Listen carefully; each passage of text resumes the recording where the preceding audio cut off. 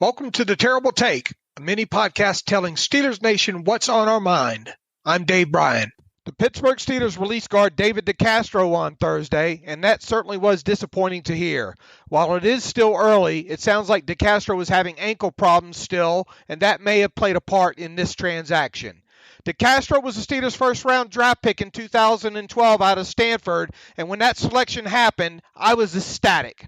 I love physical guards that can move, and DeCastro was certainly that and more. He did not disappoint.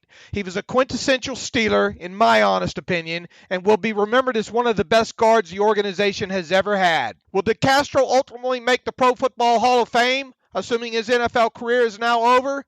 It's really hard to say for sure.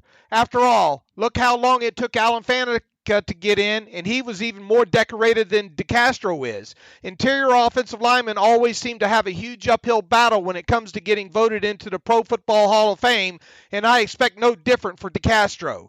If he does get in eventually, it might be 10 or more years from now. As for the fallout from DeCastro being released on Thursday, it's pretty big. After all, the expected Steelers starting offensive line in 2021 was already surrounded by question marks on the heels of Alejandro Villanueva, Matt Filer, and Marquise Pouncey all being gone since earlier in the offseason. If there was a saving grace prior to Thursday, it was that the Steelers still had DeCastro. Well, not anymore. The Steelers now need another starting guard, and I expect they'll now sign one. Free agent Trey Turner visited last week, so he's certainly an option. That said, Turner didn't have a great 2020 season. That, however, may have been a result of the groin injury he dealt with. He says he's fine now. As for beyond 2021, it certainly appears that the Steelers will need a guard early in the 2022 NFL draft. We'll see. That's a long way away right now.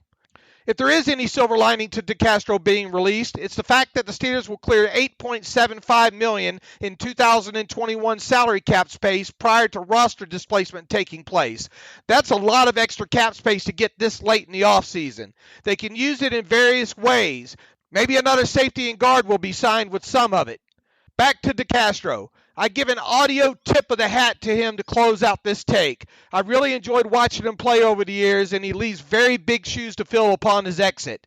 So, thank you, David DeCastro. You will be missed and never forgotten. I wish you well in your life's work moving forward.